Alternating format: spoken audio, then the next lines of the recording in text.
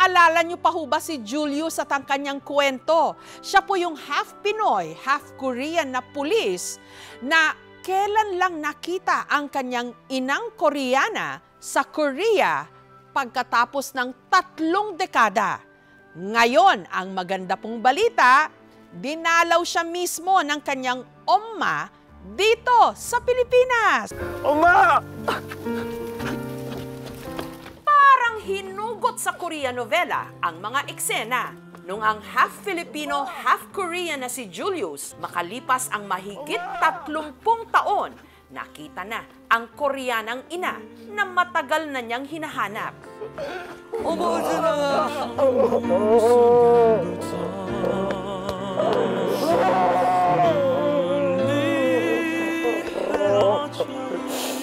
진짜 미안해 엄마가.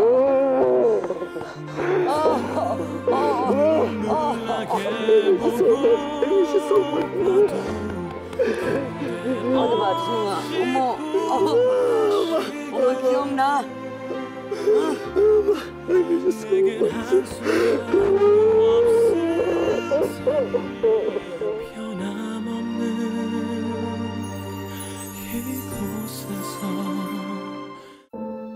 Sa Korea talaga ipinanganak si Julius, pero inuwi siya rito sa Pilipinas ng kanyang Pilipinong ama.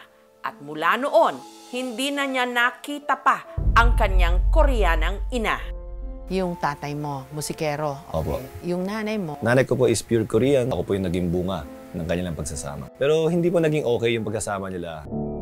Naging mahirap ang buhay ni Julius dito sa Pilipinas. Lumaki siya sa Tondo, nagsumikap at kalaunan naging pulis. Pero patuloy pa rin niyang hinanap ang kanyang ina. Hanggang may nakilala siyang Koreano rito sa Pilipinas na inilapit ang kanyang istorya sa TV Chosun sa Korea.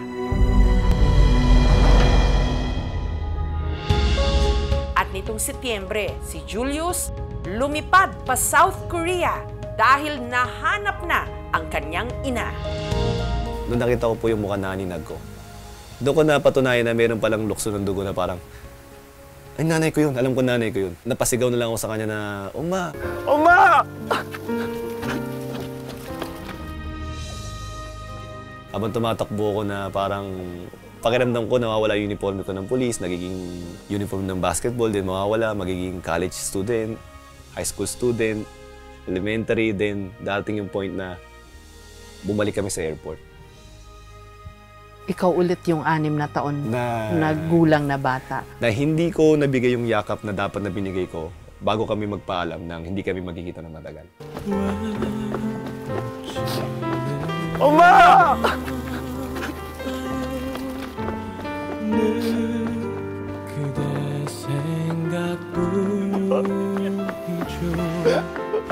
어머, 준영아.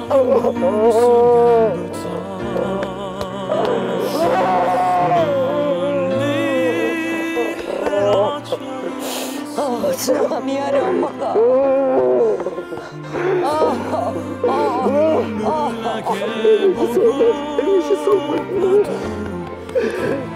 어디 봐, 준영아.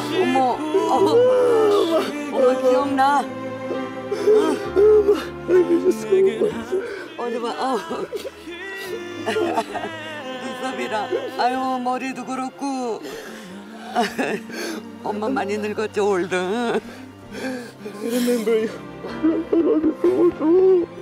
아유, 얼마나 고생했냐. 미안.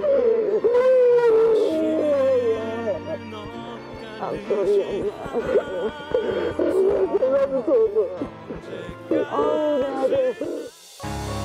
Makalipas ang 4 na buwan, ang mag-ina personal muling magkikita. Si Oh Gum-nim naman kasi ang bibisita ngayon kay Julius dito sa Pilipinas. Nagpa-print ako ng banner, siyempre, para makita ng nanay ko. And ito, Oma, pinalakihan ko. Welcome to Philippines and in Korean character. Kinakabahan pa rin ako kahit na nakita na kami dati. Kasi ibang settings to. First time in the Philippines, ma-introduce ko sa kanya kung ano yung buhay ko dito. mainit dito, kaya pamay pa yung unang pasalubong ko sa kanila.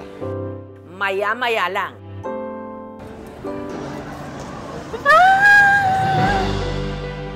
Dumating na ang pinakahinihintay niyang bisita.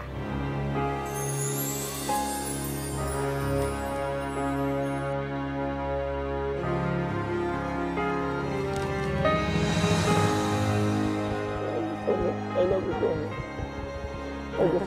I miss 나도 so much. 보고 싶었어. I love you so much. I miss you so much. Si Julius, inabot sa kanyang 엄마 ang kanyang welcome gift. 네, 좋아요. 마간다. 많이 말랐네. 저기 음식 다 해오고 또 고기도 제가 해왔어요, 한우를. Oh, Papakain niya daw po sa anak niya. talaga? Kasamang bumiyahe ni Ogumnim mula Korea ang tiyahin ni Julius at ang kanyang pinsan. 줄리우스 태어났을 때게 친모가 샤워 시켜주고 다 해줬어. 여기 이제는 언니, 딸, 늘 둘이 어렸을 적에 사진 찍고 이랬어. Sabi ko nga, ito yung other half ng story. Hello. 안녕하세요. Kinamusta ko uli si Julius. Sa pagkakataong ito, kasama na ang Koreana niyang ina. Welcome. Mabuhay. Julius, maraming salamat ulit na ma-interview kita and Gongnim kamsahamnida for this 감사합니다. interview. How are you? Kamusta kayo, Julius? How does she find the country? 와봤는데 아들이 저기 엄마 이러다 보니까 필리핀 같지가 않고 한국에 온 것 같아요. Oh. Julius, kamusta ba na nandito na mami mo? Alam ko gusto nila magbakasyon dito. Pero mas pinili kong yung mga oras na yun ipakita sa kanya kung ano yung other half. Kung ano yung mga na-miss niya. Pinakita ko po sa kanya unang-una syempre, yung Pilipinas muna as a whole. Punta kami ng Luneta. Gusto kong pakita sa kanya yung Rizal. Kasi this is siguro yung pinaka-best representation of Filipino. 우리나라도 이런 게 있어. 오, 엄마만 무서워. Pinaranas din ni Julius sa kanyang 엄마 ang sumakay sa kalesa. 천천히. 오, Oh, let's go! Let's go! Amma, are you afraid? No, I'm here. Oh, here, don't worry. 지금 아까는 불안했는데 지금은 좀 안정감이 들어서 편해요. 유치원에서 서울랜드라는 데를 저기 쇼핑 갔을 적에 그냥 탔다가 내리는 거지. 경험하는 거지. 그냥 이렇게는 안 가죠. 말이 컸어요.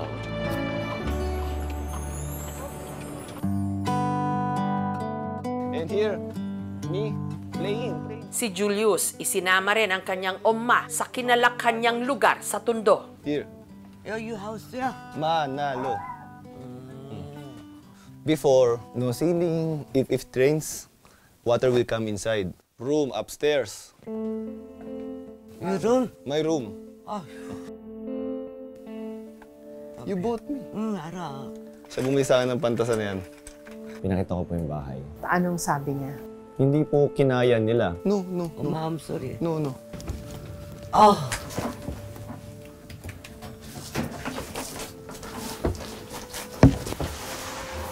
Pero sabi ko nga, nasa ibang perspective kasi sila habang tinitingnan nila yung kung anong meron sa akin eh. Sabi ko sa akin, normal lang yan. Hindi naman ako nagpapakita sa iyo yan para saktan ka. Kahit alam ko masasaktan ka, pinakita ko yan. Kasi gusto ko, alam mo kung ano yung na-miss mo. You were sad when you went to the house of Julius in Tondo? Okay. 몰랐어요. 그런 곳이라는 건 나는 몰랐고, 지금도 그 생각하면 나는 아마도 한국에 가면 또 괴로워서 또 미칠 거예요. 아들이 원해서 여기 나왔지만 정말 미치겠어. 한국에 보낼 적에 아빠한테 얘 대학교까지 보내라고 또 돈도 챙겨줬고 해서 잘 살 줄 알았지. 미안해, 엄마. 정말. 너무 미안해. It's okay. 괜찮아. 난 정말 얘가 이런 데 사는지 몰랐어. 만약에 얘가 이런 데 사는 걸 알았으면 당장 데리고 왔을 거야. Pero sa sarili mo, do you have to apologize for that kind of upbringing? Sinasabi mo ba na sana nga, doon na lang ako sa malamig na bansa lumaki? Hindi po. Meron po akong narinig dati na maganda yung ibig sabihin na bago ka tumingin sa taas, tumingin ka muna sa baba. So pag tingin mo sa baba, sila pinapangarap yung pwesto mo. Tsaka ka tumingin sa taas na, uy, maganda yung kalagayan nila. Pero meron pang mas mahirap yung kalagayan sa akin. So hindi ako dapat mainggit sa kanila. Vice President of the school. Ipinasyal din ni Julius ang kanyang ina sa mga dati niyang eskwelahan. Champion, 2008. Champion. My son. He is the captain. Captain Boss, jersey number 10. 그래, 엄마 number 10. Same with... talaga? Yung nga, ang galing. How's the ball? Para mas madali. Yeah. 너무너무 기쁘고 자랑스러웠어요. 운동도 잘하고 보니까. 그래서 저는 또 나를 닮았다면 분명히 강한 아이라고 생각했어요. Julius, dinala mo rin daw siya sa church kung saan ka kinasal? Yes po. Siyempre, di ba, tradisyon natin na iahatid ng nanay. Yung stepmom ko hindi pwede because of some beliefs. So, nagatid sa akin, biyanan nung kuya ko. Invited naman siya eh. Kaso nga lang, di ba, late. Hindi rin naman niya natanggap yung invitation kasi hindi ko alam, di ba? Pero kahit na ganun, parang pakiramdam ko yung ginawa namin kapon. Nagawa niya yung para sa akin na hinatid niya ako doon sa may altar. Tapos, hinaham ko kung ano yung kanta ko noon. Tapos, pagdating doon, nagmano ako sa kanya. Yeah, like that. Then you will go there and walk. Me, wait for Carla. Walk. With his abuji. And then we go there. So parang nire-enact mo pala yung kasal mo for the sake of your mom? Ganun ba yon? Kasi alam ko na-miss niya yun eh. Kasi isa yun sa mga pinaka-turning point ng buhay ng tao pag mag-aasawa ka na, di ba? Total, nagkita kami. Pwede naman namin gawin ulit eh, di ba?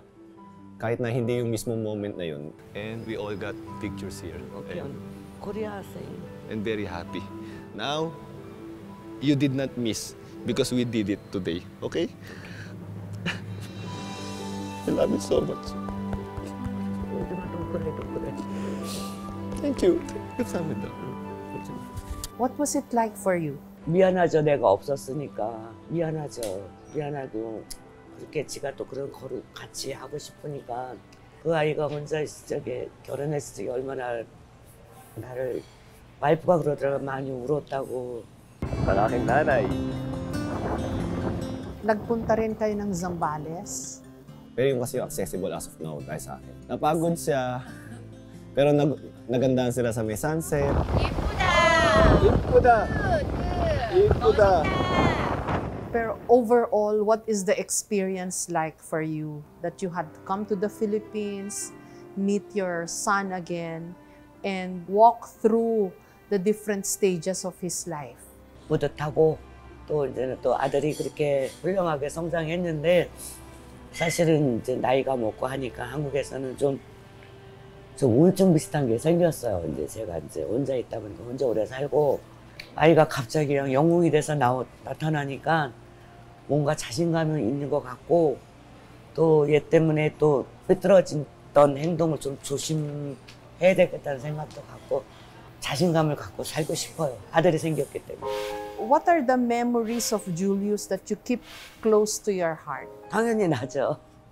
아기 때부터 태어났을 때부터 얘가 나랑 같이 살기 전까지는 잃어버린 게 없어요. 다 기억나요. 뭐 좋아했던 거, 말썽 피운 거, 얘가 어디 가서 옷을 찢어오고 자전거 잊어버리고 다 기억나죠. 그리고 가끔 이제 꿈에 나타나고 이러면 항상 아이가 커서 오는데 얼굴은 애기예요. 그때 얼굴. 저희 올케가 목걸이를 줬거든요. 그 엄마 보고 싶으면 찾아오라고.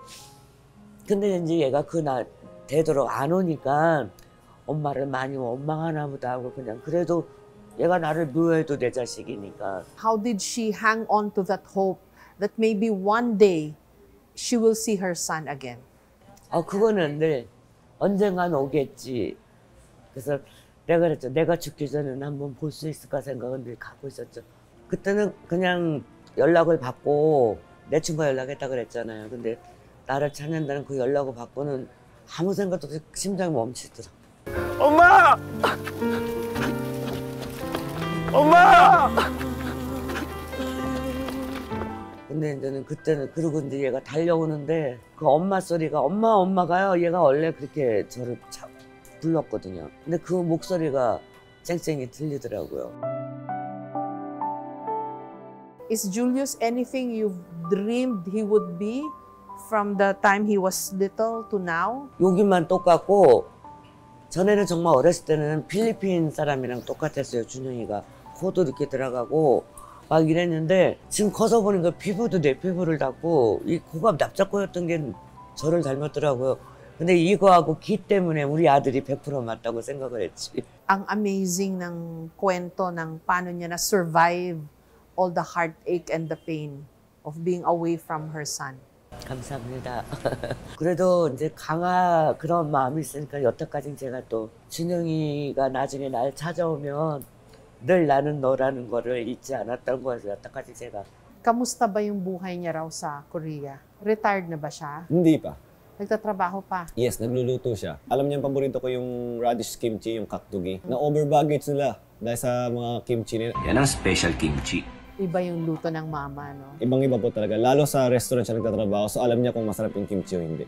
누구한테 보내지? 우리 아들한테 얘가 이 문화를 이렇게 좋아하네요.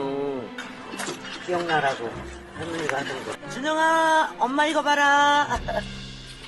Natutuwa ako kasi nakangiti na uli siya. Natuwa siya dun sa radish kimchi. 예. Actually, masaya na po siya. Masaya na siya. Masaya na po kami. Actually, naka-recover na po siya. Unti-unti na mag-heal sa kanya yun. Kaya, pinilit kong ipakita sa kanya yung lugar na merong sunrise and sunset. Eh. Kasi diba, sunrise, parang yun yung simula nung saya ng liwanag, diba? Pero pag nag-sunset kasi, alam mo matatapos na yung araw. Pero meron pa rin siyang iiwan na magandang view, magandang alaala.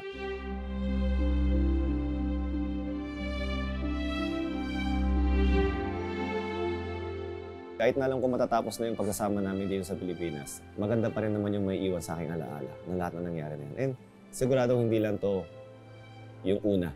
Marami pang darating na ganito. May plano na ba kayo, Julius? Ang pinakahuling naging usapan namin, siyempre, abang nagkakaedad siya, magiging kasama ko na siya until the rest of her life. Pupunta ka sa Korea, ganun ba? It's either there or dito. Pero mas maganda po siguro dito and pabalik-balik po. Are you looking forward to growing old with Julius? 내가 이제 나중에 지금은 아직은 나이가 있고 얘한테 부담 주기 싫고 조금 더 나이가 먹으면 내가 많이 아팠을 때 그때는 얘가 나를 마지막은 받아줬으면 좋겠어. You learned some Tagalog words? 엄마 사라, 말겠다, kumusta ka? Yeah. maganda. Oh, maganda. Kayo, maganda. 감사합니다. 이건 개뚜껑이다. Bago ang nakatakdang pagbabalik ni Oh Geum Nim sa Korea, may inihanda kaming simpleng Pinoy salo-salo para sa kanila. Very nutritious. 네가 안 좋아하는 게 뭐가 I'm 있는데? healthy. I'm healthy. So, ito yung bibigay ko sa kanila. Yan. Yun yung parang welcome gift ko sa kanya, pamaypay, kasi mainit dito. Pero yung goodbye gift, ito, kasi malamig naman doon. 한국, Korean, cold. 오케이. 감사해. 이뻐요. Very 한국 good. 지금 많이 추워요. Wow, very nice. Because we want to celebrate Julius's birthday again. We want to surprise him with a cake. How do you sing happy birthday in Korean? 똑같아요. 생일 축하합니다. 생일 축하합니다. 사랑하는 줄리우스. 생일 축하합니다. Yay! Naiiyak siya kahit sa happy birthday. Yay! Nag-usap kami ng nanay ko, ang sabi niya sa akin, every winter daw, nalulungkot siya. Kasi alam niyang birthday ko, pero hindi niya ako nababate. Ako naman, every birthday ko, ayoko nag-celebrate. Kasi parang natin to celebrate naman eh, kasi ganun ko na sinanay yung sarili ko. Diba usually nanay naman ang may gustong may celebration, di ba? Nanay talaga eh. Pero nung dumating na siya sa buhay ko, sabay bumati siya sa akin ng birthday. Sabi ko, gusto ko na i-celebrate yung birthday ko dahil sa kanya. Gusto ko magpasalamat sa inyo na surprise niyo ako. Kumbaga, kung may reenactment sa kasal, may reenactment doon sa birthday. Oo nga. Sobrang saya ko, sobrang salamat sa inyo. Meron din kaming simpleng regalo, isang photo album. It has pictures of Julius when he was growing up. So, there. Okay, we give to you. 어머, 감사합니다. Oh, yeah. So, you have, salamat po. oh, very good looking, ha? Guwapo. Ayun na yung mga sunrise, sunset mo. Oh, Sambales, ha? Next time I go in Philippines, kimchi present 한다고. Kimchi. 깍두기. Oh, 감사합니다. salamat po. Oh, thank you, 감사합니다. You're a very strong woman. 엄마! 어머, 준아. Gaano man kamapanghamon ang ating buhay, manatiling matatag. At sana lahat ng ating mga sakit at paghihirap mapalitan ng kaligayahan at walang hanggang pagmamahal.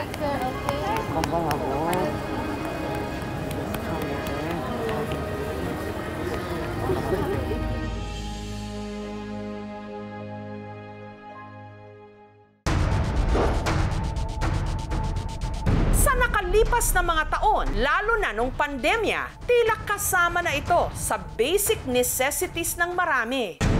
Tissue na basa, panglinis o pamunas.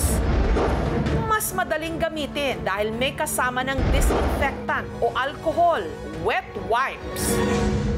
Ang public school teacher at nanay na si Carla, hindi mawawala sa kanyang bag ang wet wipes. Essential sa household, pag may sipon, kasi nga, pagkapahid, throw na lang.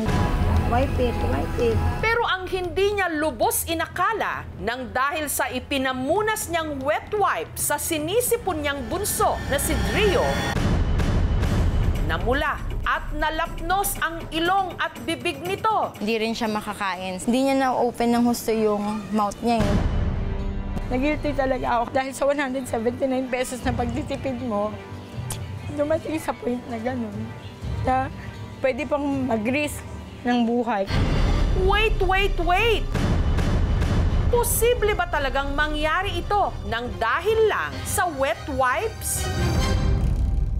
Unang beses lang daw nagamit ni Carla ang brand na ito na in-order niya online. Nainganyo ako kasi nga naghahanap ako ng ibang brand kapalit nung ginagamit na talaga namin ng wipes. Hey, what are you doing? Wiping your toy?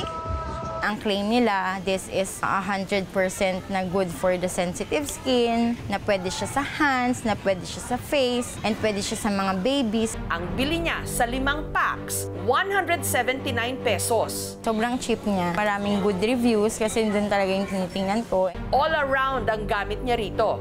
Ipinagamit din niya sa kanyang mga anak na sina Drix at Drio. Here, more. Oh, it's so dirty. Yeah. Gumagamit siya ng wipes kapag nag-wipe siya ng hands.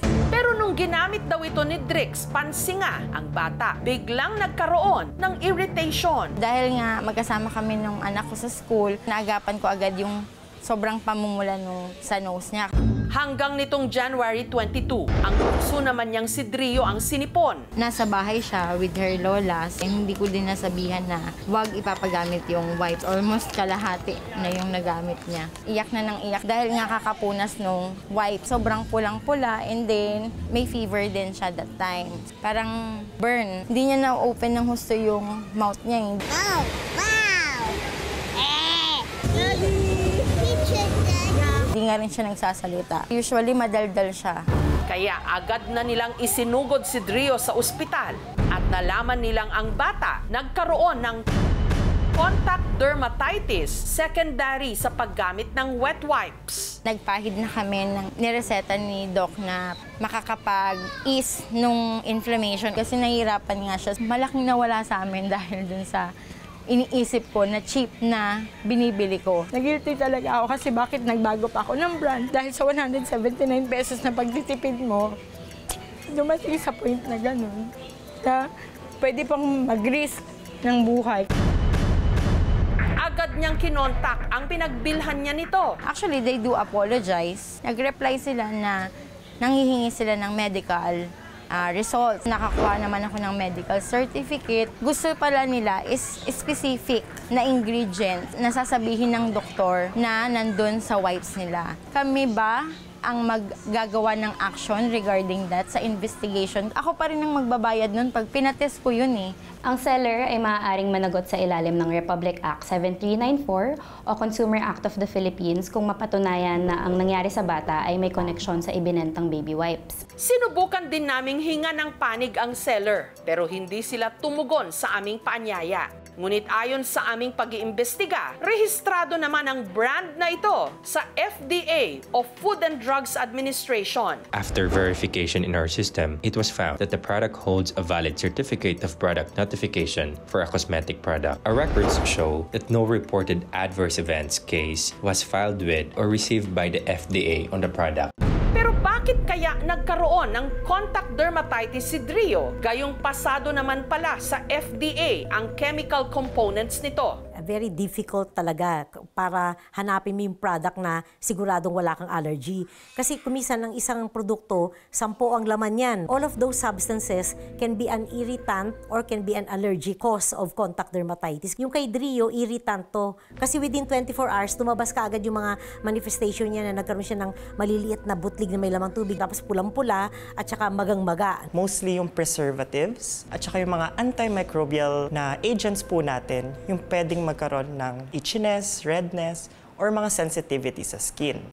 Para kay Doktora Grace Beltran, ang nangyari kay Drio, isang isolated case. Meron talagang taong naiiba. Out of 1 million, ikaw lang yung may allergy. 98% no reaction, 2% will have a reaction. Rare, but they develop. Kaya nga hindi mo naman masasabi na bad product. Kasi kung siya lang yung nagkaroon ng reaction, talagang naman may nangyayari yun. Hindi raw advisable na gumamit ng wet wipe sa mukha ng mga bata dahil mas manipis at sensitive ang balat sa bahaging ito. Kung tayo po ay mamimili ng mga produkto, gumamit ng small amounts po muna, tapos i-check kung meron po siyang allergy. Pagkapahid mo pa lang, may parang may sting na. Kanyari, parang humapdi na, huwag mo nang ituloy. Huwag na siya maghinayang kasi tira mo, mas malaki ang gagastusin mo kapag nagkaroon na ng problema. Wala namang nanay na gustong mapasama yung anak. Sa mga nanay na katulad ko, sana maging mapanuri sa mga ginagamit natin para sa ating babies.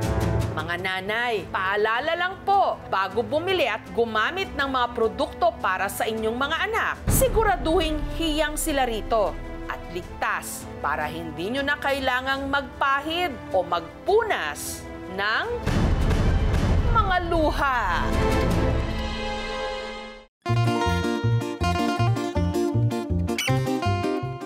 Sa mga mahihilig dyan sa matatamis, tikman ang tradisyonal na mga Pinoy panghimagas na kailangan munang pagdaanan ang pait ng paggawa bago matikman ang tamis at sarap.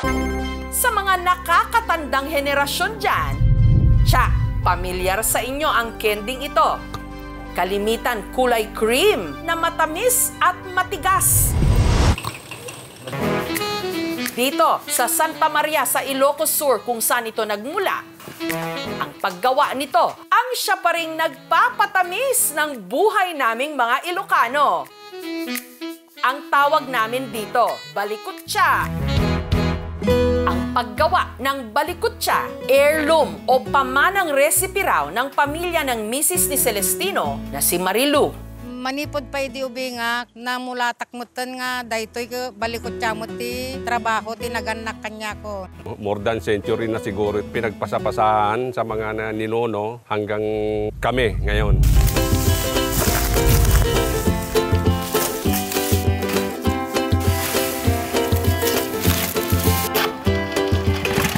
Kada araw, 3 hanggang 5 trailer ng tubo ang ibinabagsak sa paggawaan ni na Celestino. Pag puno na yung isang trailer, tansyado na namin na meron ng 200 liters yon. Para ma-extract o makuha ang katas ng tubo na siyang pangunahing sangkap ng balikutsa. Isinasalang nila ito sa makinang ito na mas matanda pa raw sa kasarinlan ng Pilipinas. Ibig sabihin, mahigit 126 years old na ang dadapilang ito.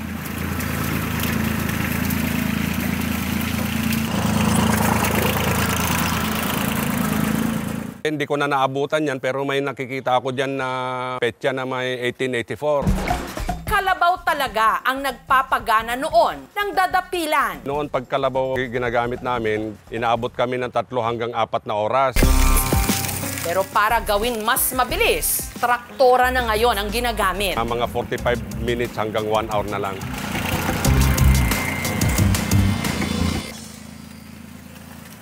Ang napiga o nakolektang katas ng tubo, isinalang sa isang malaking kawa sa loob ng 3 oras.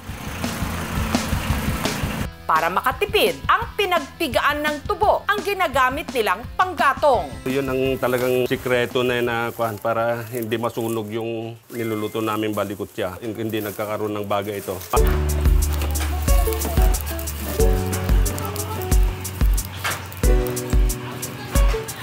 At kapag ang mixture para ng salamin, pwede na itong hanguin. Ang nalutong katas ng tubo, pinalamig sa mga banga. Cooling area namin. Tubig yan para mas madali siyang lumamig. Pinapaikot yan para hindi didikit doon sa loob ng banga yung karamel. Ang trabaho itong banga, magiging yung liquid to solid. Ang pinagbanat o yung pinalamig na katas ng tubo.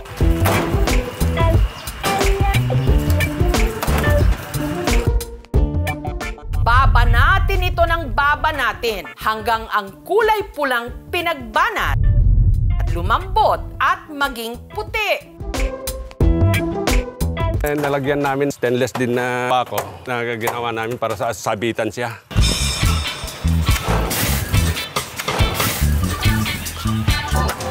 Ito pinupulsuhan namin. Pag medyo malambot na siya, okay na. Sunod itong kokortihan ng hugis tenga at saka ibibilad sa loob ng 3 araw. Lalagyan na namin sa cellophane. Ang balikutya na ibibenta, 3 pesos kada piraso. Murang-mura kung tutuusin para sa napakatagal at napakahirap na proseso ng paggawa nito. Medyo matamis po siya, pero hindi masyadong nakakaumay. Kahit papano, mas maganda ang buhay ngayon kaysa noon dahil sa balikutya. Ang pagkain ng matamis ay isang bahagi ng kanilang pang-araw-araw na pagkain. Bahagi ito ng tinatawag natin na cultural heritage. Ang pag-iibigan ng magsing-irog dito sa Quezon Province, mas lalo raw pinapatamis ng napakalagkit nilang panghimagas na lagi nilang inihahanda tuwing may kasalan. Ano pa kundi ang walang kamatayang pagkalagkit-lagkit na kalamay.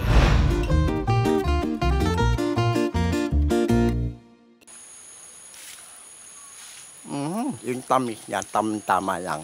Si John, sa tuwing nagdiriwang sila ng kanyang long-time girlfriend na si Sheila ng kanilang monthsary, ito ang kanilang iniluluto.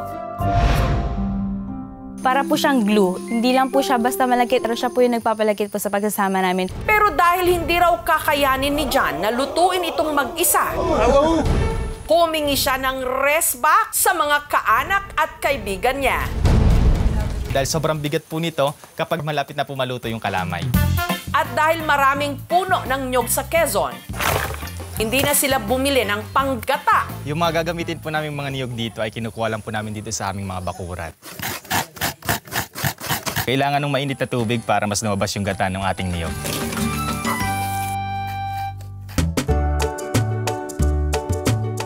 Sunod na inilagay sa sako na may kawayan sa magkabilang dulo na hinahawakan ng 2 tao at saka nila piniga ang gata.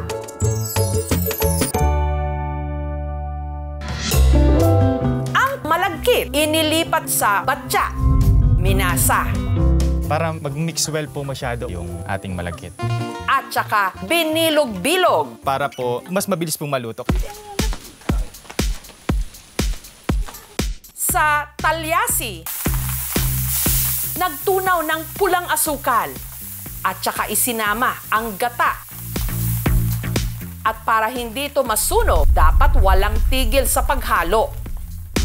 Pagkakulo, isa-isa nang inilagay ang mga binilog na malagkit na bigas.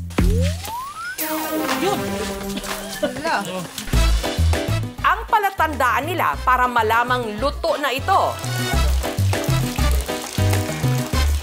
Kapag ang malagkit, nagbibitak-bitak na. Pero hindi pa ito ang kalamay, kundi ang tinatawag pa lang nilang patabol. Parang style palitaw po siya. Pwede na po natin siyang kainin. Ang mga patabol, hinango mula sa Talyasi at saka dinurog. Habang ang naiwang mixture ng asukal at gata sa Talyasi na tinatawag naman nilang santan, tinimplahan ng condensed milk at peanut butter. Lalagyan po ng vanilla for dagdag aroma. Nung kumulo, muling inilagay dito ang minasang patabol. At ang pinakahuling proseso na siya rin daw pinakamahirap at nakakapagod, ang haluing mabuti ang patabol at santan para maging ganap na kalamay. Kaya dapat dalawa raw talaga ang naghahalo nito.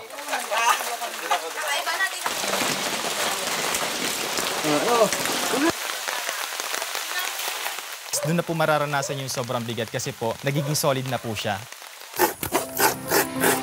Alas 8 ng umaga sila nagsimula hanggang naabutan na sila ng siyam-siyam. Opo, 9 na oras.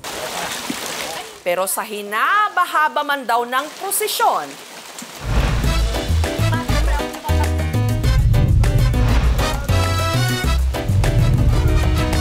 ito po ang kalamay ng Quezon. Sa huli, sa kasalan, sa tikiman din ang tuloy. May kakatsin niya meron lang.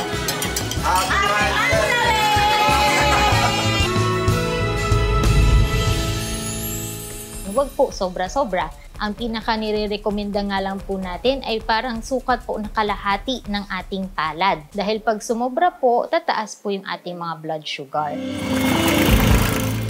Sa tagal at komplikadong gawin ng mga panghimagas na ito, sigurado kahit pa yung mga mahirap pasayahin, hindi magdadamot ng matatamis nilang ngiti.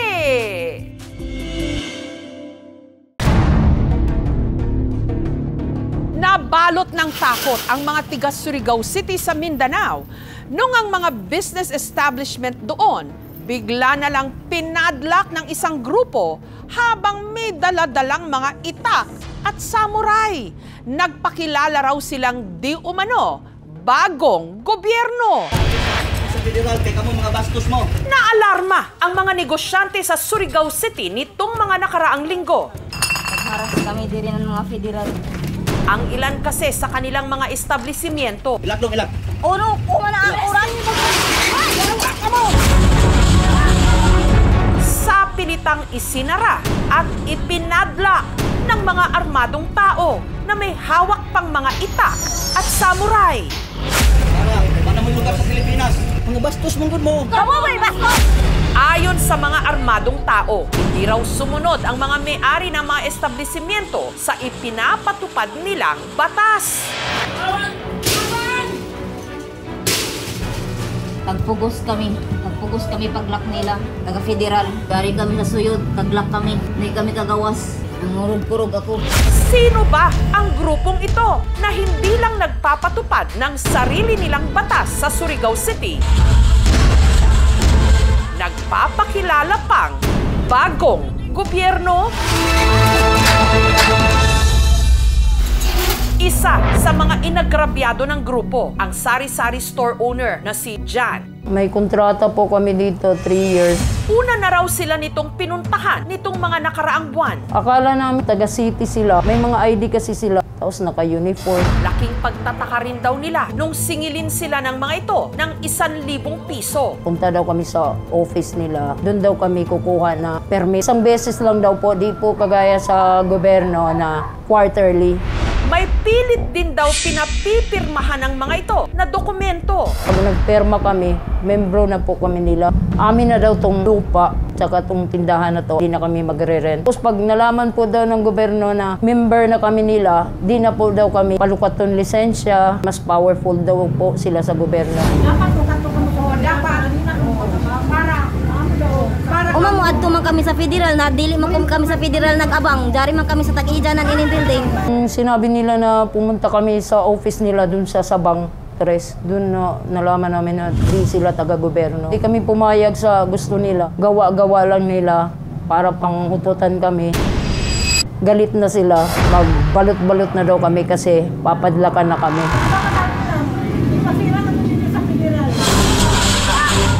Bagay na tinutuor ng mga armadong tao. Para sa kami diri ng mga federal. Bandang alas 5 ng umaga kasi, tung January 24, sinugod ang tindahan ni Jan ng 10 tao. Pinapalabas kami, galit na po sila. Nakamata kami. Uli legality. Nagkuhan kami sa gobyerno. Nagkuhan na kami ng permit.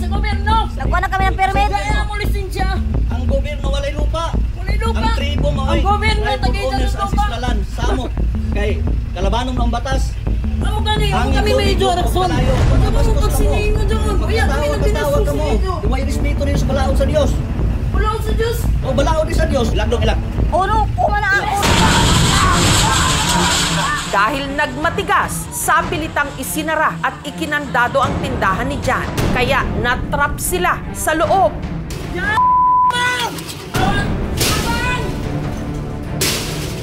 Hindi kami kagawas. Nangurog-kurog ako. Mabuti na lang at may mga rumesponding pulis, pero hindi na naabutan ng mga ito ang mga nanggulo. Nag-file kami ng criminal complaint, especially yung alarm in scandal, malicious mischief, mayroon pang grave coercion, grave threats, may physical injury. Yung padlock na ginamit ng tribal para masarahan kami doon sa loob. Nanganganib yung buhay namin dito. Sabi nga doon sa live kagabi, dadanak niya dugo, tapos babalikan daw kami. Mga law-abiding citizens kami, ma'am, tapos hindi namin inakala na gawin sa amin yun. Isa pa sa mga hinaras daw at naperwisyo ang katabi ng sari-sari store ni Jan, ang milk tea shop ni Riza. Sa pilitan din daw pinagbabayad si Riza ng permit kahit kompleto naman daw siya ng mga dokumento sa kanyang negosyo. Po ma'am, business permit po ma'am. May sanitary na po kami. Sa barangay din po ma'am. Pinakita niyo po yun sa kanila? Opo, ma'am. Sabi niya, pick yan. Basta galing sa government, pick yan. Kasi yung government natin kung expired na at sila na daw federal ngayon ang may power. Pag pupunta kami sa inyo, ano pong benefits namin makukuha sa inyo? Sa inyo na to, hindi na kayo magre-rent sa may-ari. Ano yun? At dahil hindi rin sumang-ayon si Riza sa gusto nila, ikinandado din ng mga ito ang shop ni Riza.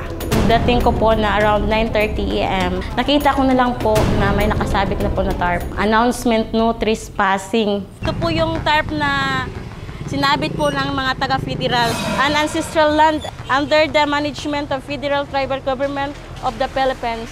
Dahil sa nangyari, apektado ang kanilang negosyo. Ngayon, na-list po yung customer namin. Namadla, tagsawan kay may mga dayana, mga sundang. Pero sino nga ba itong nagpakilalang mga tiga-federal daw na di umano bagong gobyerno ng Surigao? Ang tinutukoy ni Jan at Riza, ang Federal Tribal Government of the Philippines o FTGP, nagpapakilalang religious group na pinamumunuan ng kanilang mga lider na sina Bae Lourdes at si Datu Aglaw. Kami ang totoong enkantado po. Dahil si Bae Dato ang makautos sa hangin, tubig, lupa, apoy po.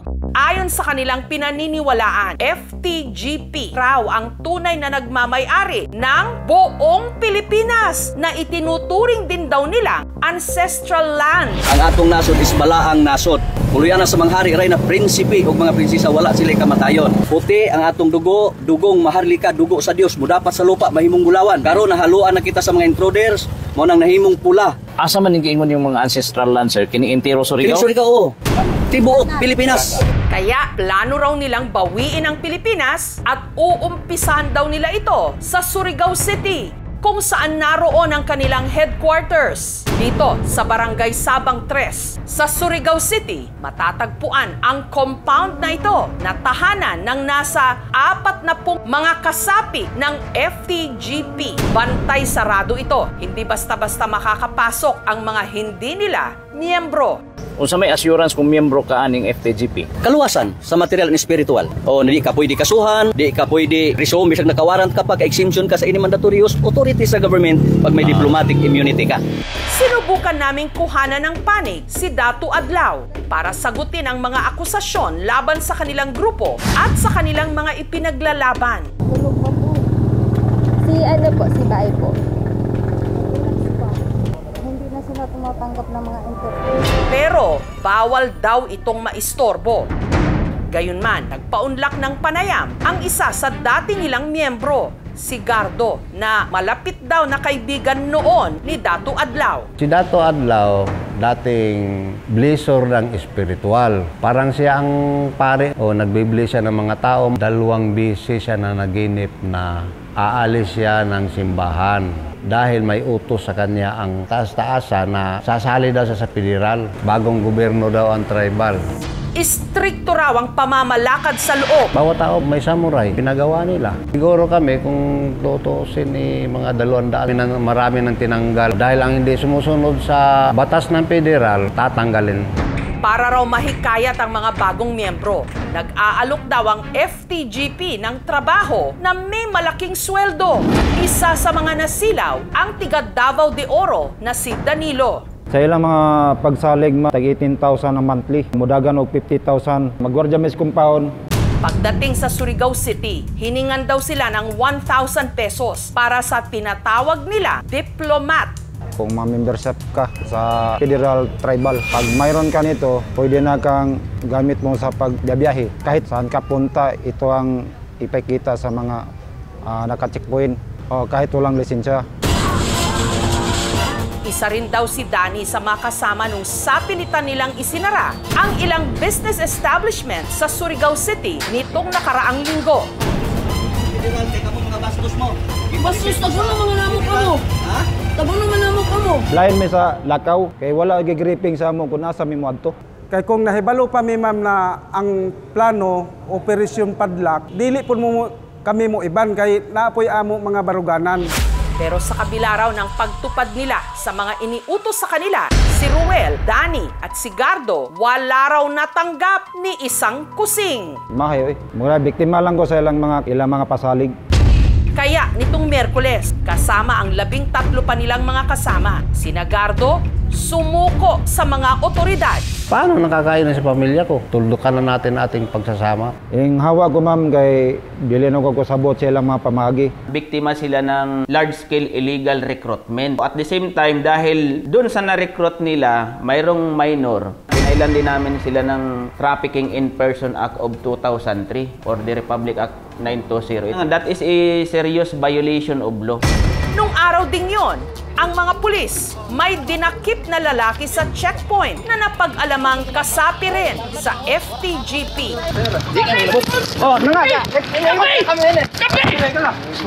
Bagay na ikinagalit ni Datu Adlaw. Ang among kauban nga nagpalit lang og tubig, didakop nga walay legal, walay warrant of arrest. Magsara na kayo dahil ang aking forces hindi matalaban yan ng itas, barrel. Pero depensa ng mga otoridad, legal ang pag-aresto nila sa lalaki. Na-intercept sila doon sa may checkpoint. Kipagtalo pa rin yung mga member. Nandun lang sa kanila yung samurai sa kayong itak. Kasi mayroon man yung mga threats.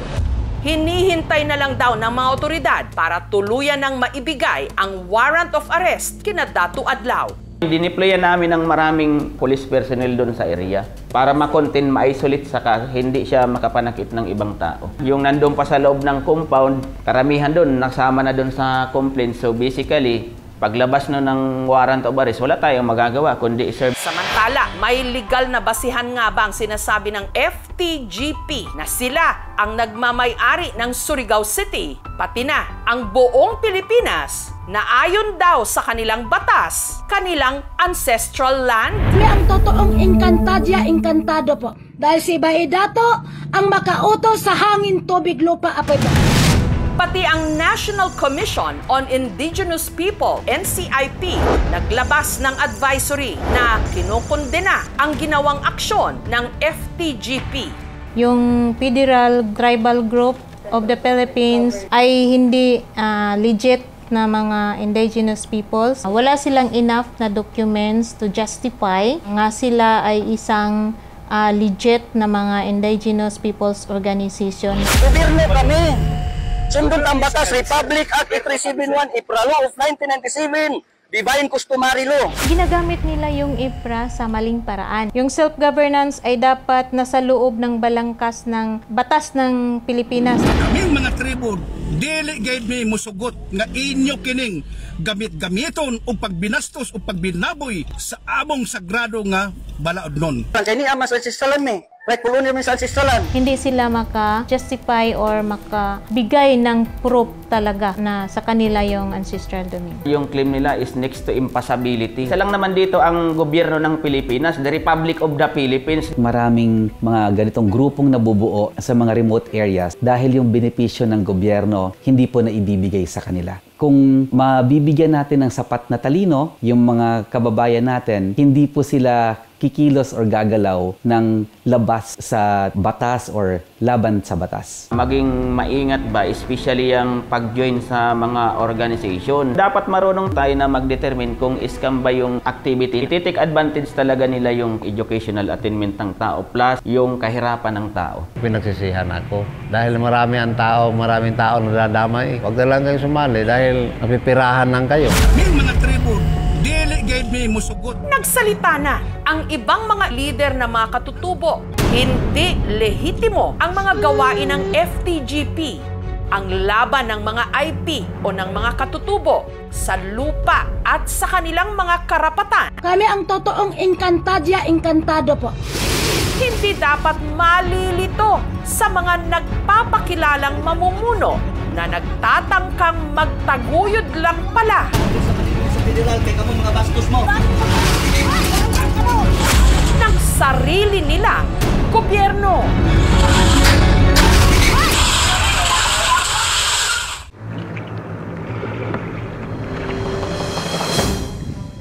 Napulot meron ni sa may tumoy siniwaran para pamasul. Ito raw ang pinakamalaking huli ng mga mangingisdang sina Rodney, Jojo at Jeric mula nung pumalaot sila sa karagatan ng San Pascual sa Masbate. Hindi isda, kundi dilaw na bagay. Nung naiahon sa dagat, tumambad ang kabuuan nito parang missile o rocket na may markang HY-119. HY L0119. Sa akong kasama ko, plano, ikarga natin. Kaingo pa sa ubanda. Sa among deliveries, damong buyer, bomba. Sabi daw, i-report sa pulis para kung basig tumabog. Ang parang rocket, agad nilang ipinagbigay alam sa San Pascual Municipal Police Station. At ayon sa inisyal na pagsisiyasat, ang nadiskubre ni na Rodney, isang unmanned underwater vehicle o underwater drone. So far, wala kaming pinag-usapan pa ng at Philippine Coast Guard at Philippine Navy as to the source nito. At sa mga nakalipas na buwan, di lang pala sa Masbate may natagpo ang ganito, kundi pati sa iba pang mga probinsya sa buong Pilipinas. Ano ba talaga ang mga ito? At may dapat ba tayong ikabahala sa ating pambansang seguridad? Gamit ang espiya kaya ang mga ito? Ang underwater drone na nadiskubre sa Masbate may habang 3.5 meters, diameter na 24 centimeters at bigat na 94 kilos. May palikpik na dalawa at may parang mata sa kanyang dulo at kasabay na rin po yung antena na mga nasa another 6 feet. Ang mga UUV o underwater drone na pag-alamang ginagamit sa research o pagsasaliksik, pag-i-inspeksyon o hindi kaya pagsusuri sa ilalim ng dagat. At base sa marker na nakaimprenta sa drone, natukoy kung saan ito nanggaling. Sa China nga ako nakikita mga inani. Ang lumalabas po ay property po ito ng China. Very alarming kasi hindi maiwasan na iisipin natin na maging banta ito sa seguridad natin. Kaya minabuti nilang ipaimbestiga ito sa Philippine Navy Naval Forces Southern Luzon. Pinadala na namin ito sa Manila for forensic investigation. Sa ngayon po, wala pa pong pinal na detalye ukol sa mga specification at function ng underwater remotely piloted vehicle na ito. Ang natagpuang underwater drone sa Masbate, hindi pala ang kauna-unahang lumutang at natuklasan sa ating karagatan, kundi pang-5 na. 2 natagpuan sa Calayan Island sa Cagayan Province. Meron ding nakuha sa dagat ng Pasukin sa Ilocos Norte at initaw sa Misamis Oriental sa Mindanao. Samantala, sa Hagna, Bohol, isa ring underwater device na kulay silver at pula ang nakitang palutang-lutang sa laot ng mangingisdang si Rodel. Natakot kami kasi yung hugis niya is parang missile, baka sumabog. Hindi na siya nangahaspang hawakan ito dahil hindi raw siya pamilyar sa itsura. Vinidyohan ni Rodel at in-upload online sa pag-asang may makapagbigay linaw kung ano ba talaga ito. Pinost ko, pagkatapos iniwanan ko no. Nung nalaman ito ng mga otoridad, agad silang nag-imbestiga. Hindi ko masabi kung ano yung nakita ng mangingisda kasi as of now, hindi pa rin namin mahanap. Ang ilang eksperto na babahala sa sunod-sunod na paglitaw ng underwater drones sa bansa, lalo na yung nakita sa Masbate. Kaya nitong mamap din kung ano yung mga malalapit na mga coordinates. Kung magkaroon man ng digmaan o kaguluhan, alam nila kung saan sila dadaan at kung saan sila lulusog. Ganun ka-strategic yung mga drones na ito dahil from Masbate, makikita mo yung ruta papuntang West Philippine Sea. Tapos dun sa Benham Rice, very strategic siya kasi gitna. And of course, no, yung connection niya from Luzon to Visayas. Yung Masbate ay mayaman sa mga minerals kung saan kailangan ito para sa paggawa ng mga malalaking armas. Maaring nasusurvey na nila kung ano yung pwede nilang kunin. Ating alamin kung meron bang paglabag sa mga umiiral na batas, pangkaragatan, pang-internasyonal, ang nasabing pagkakakita sa isang drone. Sa Senado, pinag-uusapan din ang posibilidad na ang mga underwater drone paraan ng China para pag-aralan at imapa ang underwater terrain ng Pilipinas. Hindi lang daw kasi sa West Philippine Sea ito nangyayari, kundi pati na rin sa mga karagatang sakop ng Malaysia at Indonesia. Maaring ginawa na nila ito pero ngayon lang natin na-discover ano yung impact nito sa national security natin. Unang-una, dahil submersible siya, maaari na underwater, doon sila kumikilos ngayon. Samantala, sa 5 drone na nadiskubre sa ating mga karagatan na isinailalim sa forensic examination, tanging ang underwater drone na nakuha sa karagatan ng Calayan Island sa Cagayan pa lang ang may lumabas ng resulta. Meron siyang AVS or acoustic vector sensor. This is used to pick up sound propagation underwater. Yung data pwede gamit sa business, let's say in the fishing industry. Pwede rin magamit for research. At the same time, pwede magamit sa military field. Yung red and yellow gather only bathymetric data on depth of water, salinity, temperature, oxygen level.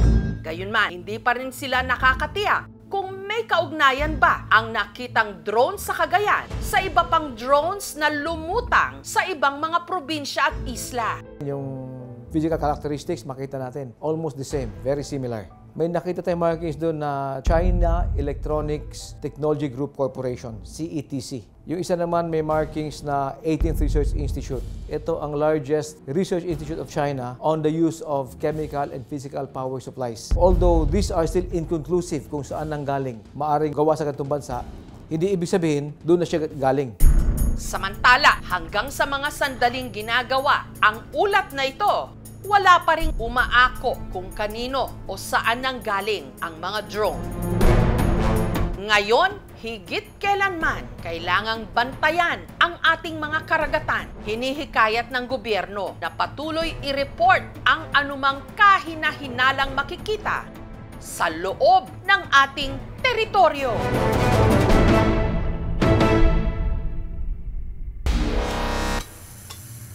Sa Bukidnon, may inilalakong alternatibong gamot na di umano para raw sa mga natuklaw ng ahas. Ang nag-order kahapon na magpapaam daw mo. Kakaiba ang marketing strategy ng lalaking ito para makabenta ng inilalako niyang langis o lana na sinasabi niyang pangontra di umano sa kamandag ng ahas. Kaya hindi masayang yung lana, magamit para pinakang kubra. Nagde-demo siya ng pawis buhay. Ang sarili niyang hinlalaki ang siya mismong pinatuklaw sa dala niyang kobra.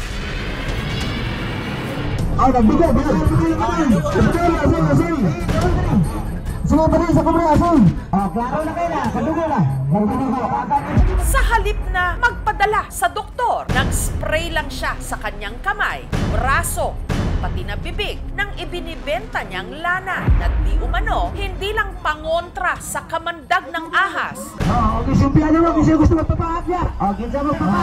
Pati na rin daw sa iba't ibang malulubhang sakit. Sa kanyang ginawa, lingkisan naman kaya siya ng swerte ngayong Year of the Snake? O tuluyan na siyang magiging kwento? Ang lalaki, taga rito sa Malaybalay, Bukidnon, na heto, matapos magpakagat sa ahas, buhay na buhay pa rin. Si Rene, hindi nito tunay na pangalan. Kagat ng ahas to. Ang ahas na tumuklaw sa kanya, isa raw makamandag na Samar Cobra. Equivalent yung venom niya dun sa Philippine Cobra natin. So, lethal siya. Within 2 hours, magpapakita ka na ng sintomas. Kung hindi ka maaagapan, ay pwede ka talaga mamatay. Maramdaman ko naman, mainit, parang may baga dito. Dumadaloy, pumunta dito sa katawan mo. Pero hindi raw siya nababahala. Tiwala kasi siya sa bisa ng kanyang lana na sarili raw niyang formulasyon. Ibinibenta niya ito ng 100 pesos. Mahirap to gawin. 4 na araw. Pag magpakagat ako, dyan lang sa mga tao na mag-order. Ngayon, pakagat ako. 10 minutes, ubos la ang 70 pieces. Isa sa mga nakumbinse sa produkto ni Rene ang magsasakang si Willie na natuklaw rin ng kobra habang nagtatanim sa kanilang bukid. Masukal yung daan. Doon, nakagat ako ng ahas doon sa paa. Kaya agad niya raw itong pinahiran ng nabiling lana kay Rene. At hindi lang daw niya ito ipinahid sa katawan.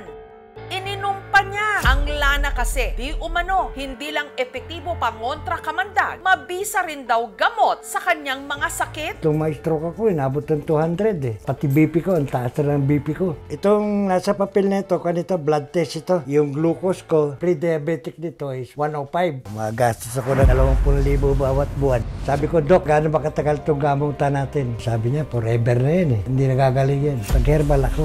Nakakatulong na ako na mahimbing. Normalize na yung blood pressure ko. Si Ronnie naman, lana rin daw ni Rene ang ininom nung naaksidente siya sa motor. Ito ang sugat ko. Yun, tumutulo yung dugo. 70 na po yung dugo ko. May dala-dala ko niyan langis niyan eh. Ininom ko klati. Yung galing sa hospital sa Mapolo, 70. Pagdating ko rito, 75. Ibig sabihin na tigil yung dugo. Hindi na bumaba dahil sa langis. Bago gumawa at magbenta ng lana, tagagapas daw talaga ng damo sa kanilang barangay si Rene, kung saan siya nakakaengkwentro ng iba't ibang mga klase ng ahas. Naining kuwan sa kuwang nga ipapanakop ko og kubra. May Chinese, may Koreano, bibili din sila 300 per head sa kubra. Sabi nila, pag uminom sila, energetic ang katawan nila. Kapag natutuklaw daw siya ng ahas, ang kanya ng laging first aid o paunang lunas, pahiran ng lana ang parteng kinagat ng ahas. Wala may sakit ang hawak, wala may kwadya. Ito naman yung altar. Nitong Huwebes, ang mga lana ni Rene, inilako niya sa palengking ito sa bayan ng Valencia. Wala mapakan ng kubra, habahin kung inamgyat. Mapakan ng bunato, nino kung bahit. Muna siya ang number, diabetic, cancer, o pinahanan, mayumang, breast cancer. Maya-maya pa, Nilabas na ni Rene ang mga ahas.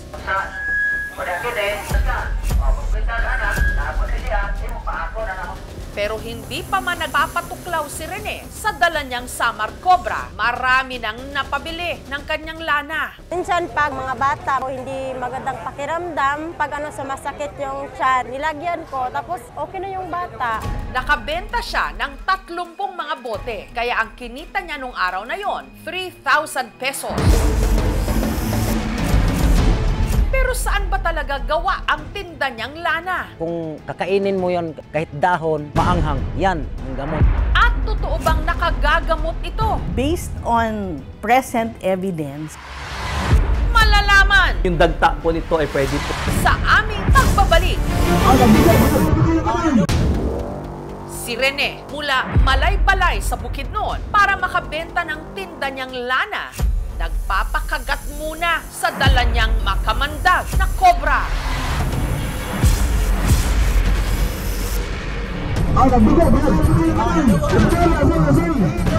Ten minutes, ubos la ang 70 pieces. Para hindi raw siya tablan ng kamandag nito ang kanyang sugat, pinahiran ni Rene ng lana na siya raw mismo ang gumawa.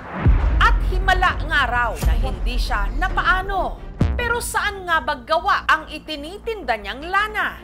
Ayon kay Rene, sa minsang paggapas niya sa bundok, may nakita siyang 2 naglalabang mga kobra. Hayaan mo lang yung kubra na nag-aaway, huwag mo lang galawin kasi may mamamatay na isa. Yung isa na buhay, kukuha yan ng gamot. Hanggang sa lumingkis daw ito sa isang klase ng halaman na kung tawagin nila, soro-soro. Gamot to ng kagat ng banakon, kubra, kahit anong uri na venom. At para maging mabisa, hinaluan pa niya ng isang klase ng halaman. Hugis pichel, kaya tinawag na pitcher plant. Ang mga dati ng napitas na pitcher plant, isinalang sa kaldero at saka hinaluan ng palm oil. Ito kahit kumukulo na malakas, ganunin mo, hindi yan para lang 40 degree. Nung kumulo, inihalo niya ang soro-soro, sinala. Itong pinakuluan ko, lagyan pa din siya ng mantika kasi napakaanghang pag hindi. At isinilid sa bote. Pero may medicinal properties ba talaga ang mga halamang ito para makagaling ng sakit, lalo na bilang pangontra sa kamandag ng cobra?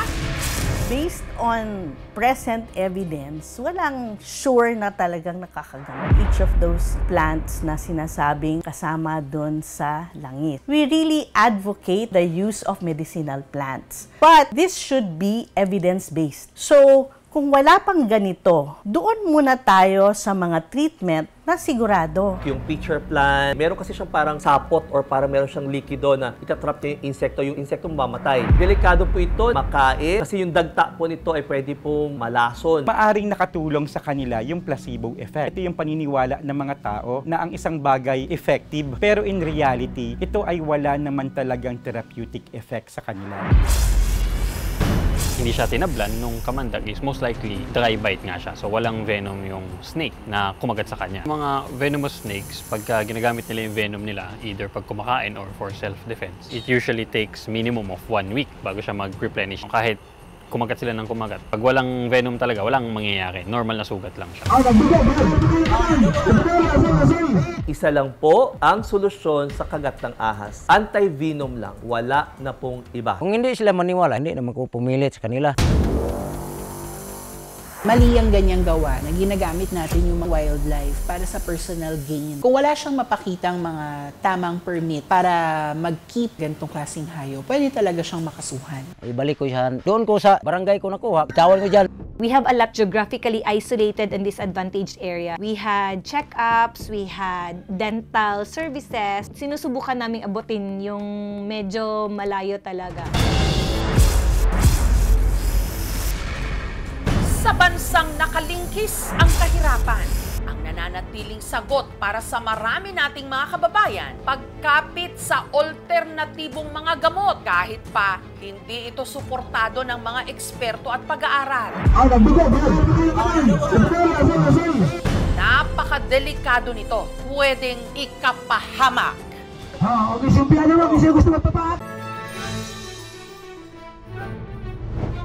Mula sa kanyang blonde hair, damit, pati na kilos, sa Sabi ko na Barbie. Barbing Barbie talaga. Ay sir, for pick up. Ano daw yun? Manika daw eh. Kaya naman ang delivery rider na ito, nalito. Inakalang siya ang manika na ipapakargo. Umalis na yung rider, sir. Na-pick up na yung manika na nakaupo dito kanina. Naku, hindi yun. Na-deliver ko na po. Ha? Patay. Nung minsan namang nag-malfunction, siya'y gumalaw at sumayaw mag-isa. Zero. Nariyan ding pinagbenta siya ng balot Pinoy. Yun o, may bibili dun o. Dun o. Tara. Yes, mukhang Barbie. Nakakayan tumabi, flawless. Yes, po yung inner child namin nung nakita namin yung si Barbie. Nakakaingit. Ang kinis. Siya si Trisha, ang Batanggenyang Barbie, living in her Barbie world dito sa Batangas City. Hi mga Barbies! Bata pa lang, fantasy na raw talaga ni Trisha na maging si Barbie. Favorite ko po talaga si Barbie. #1 fan niya po ako ever since nung bata pa po ako. Umaabot po sa point na nagko-collect po ako ng mga Barbie stuff. Yung pinakamahal dito is yung dolls. Yung mga malalaki, parang nasa 3,000, 4,000 na rin. Ang theme nga ng kanyang debut o 18th birthday, hindi pa ba obvious? Hey friends! Barbie here! Kaya nung sinimulan niyang mag-vlog, ang kanyang naging paandar, gayahin ang kanyang idolong manika. Nag-start po siya talaga nung 2020. Nagdadub lang po ako. My way or the highway? May mga viewers po na parang nagsawa kasi parang paulit-ulit lang po yung audio. Naghanap pa rin po sila ng bagong concept. Pinanindigan ko na po talagang buhayin si Barbie. Para ma-achieve ang full Barbie fantasy, si Trisha nag-upgrade ng wardrobe. Meron ako beachwear Barbie, casual Barbie, sportswear po, and meron naman po tayong formal Barbie. Nangolekta rin siya ng wigs. Siguro mga 20 or 25, yung iba po natapon na. At dahil dancer siya, pinanindigan niyang magkilos manika. Sample nga dyan, Trisha. Sabi ko na, Barbie!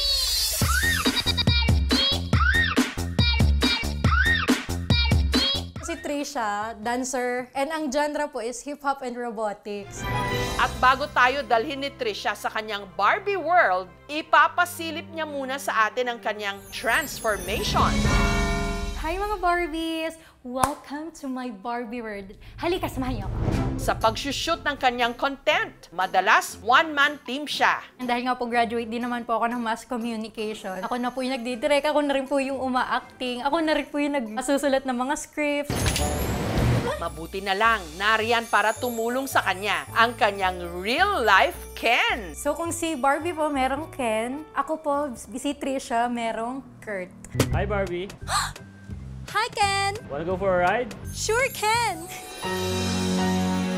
Nahihiya din ako kasi siya nakadamit pang Barbie tapos ako nakapambahay lang. Actually, natutuwa ako kasi may nakaka-appreciate sa kanya. Hanggang ang followers ni Batanggenyang Barbie dumami. Full-time job ko na po talaga siya. Maabot din po kami sa like 6 digits. Pero higit pa sa pera, ang ipinagpapasalamat ni Trisha, si Batanggenya Barbie raw ang naging best friend niya nung may pinagdaanan siyang problema. Dumaan po ako before sa depression talaga. Clinically diagnosed po ako. Hindi na po ako lumalabas ng kwarto before. Hindi na rin po ako kumakain. Gusto ko po mag-isa lang ako before, lagi. Separated na po yung mom and dad ko. Nakatulong rin naman po yung paggagawa ko ng mga Barbie videos kasi kahit papaan po before na divert po ako. Ang pagiging Batanggenyang Barbie rin daw ang tumupad sa pangarap niyang maging artista. Lahat po niyata na audition, nasalihan ko na before. Pero nangyayari po, nire-reject po nila ako. Ang ginawa ko po is through vlogging, nagkaroon po ako ng sarili kong audience. Eh sino kaya ang fantasy ni Barbie na maging leading man? David Licauco. Parang ang galing-galing po niya ka-love team. Sa personality din po, and cute po siya. Ganon? Barda yarn? Standby! Nitong Biyernes, shoot namin si Trisha sa studio para sa karagdagang footage. Pinapwesto namin siya sa loob ng doll box para umaura. Kaya mo ito malikot. Okay, kulang namin si Ken.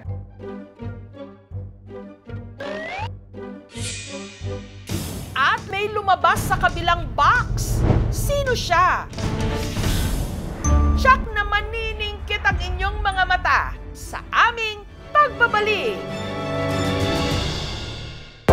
Meet Trisha. Ang Batanggenyang Barbie, mula kasi sa kanyang itsura, pananamit at kilos. Sabi ko na Barbie. Sino kaya ang fantasy ni Barbie na maging kanyang Ken? David Licauco. Parang ang galing-galing po niya ka-love team. Cute po siya. Ang hindi alam ni Trisha, ang delulo niya o ilusyon, tototohanin na natin. Dahil may kinuntsaba kami para siya'y sorpresahin. Walang iba kundi si David Licauco. Patuloy niya yung content creation na ginagawa niya as Barbie because I'm sure marami siyang napapasayang tao. Si David nagtago muna sa isang life-size doll box. Ang alam naman ni Trisha, isushoot lang namin siya para sa karagdagang footage.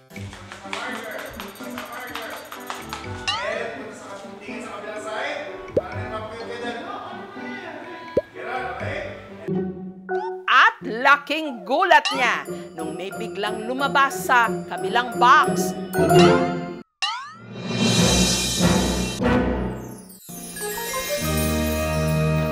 Hi, Barbie. Hello. I'm Ken. Oh, hindi. Flowers for you pala. Si David, iniabot kay Trisha ang kanyang regalong bulaklak at Barbie doll. Nagulat ako.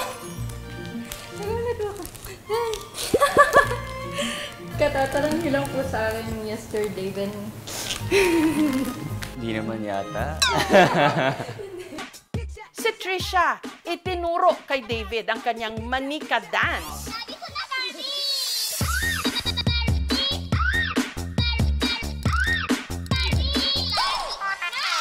To be honest, akala ko si Barbie. Forteza yung parang ginagaya, gano'n. Barbie pala yung Barbie doll. Yung bata ako, naglalaro ako ng Barbie. So, Barbie. Hinamon na rin namin ang Barda variant sa aktingan. I thought I might stay here tonight. Why? Because we're boyfriend-girlfriend. To do what? I'm actually not sure, but can I stay here?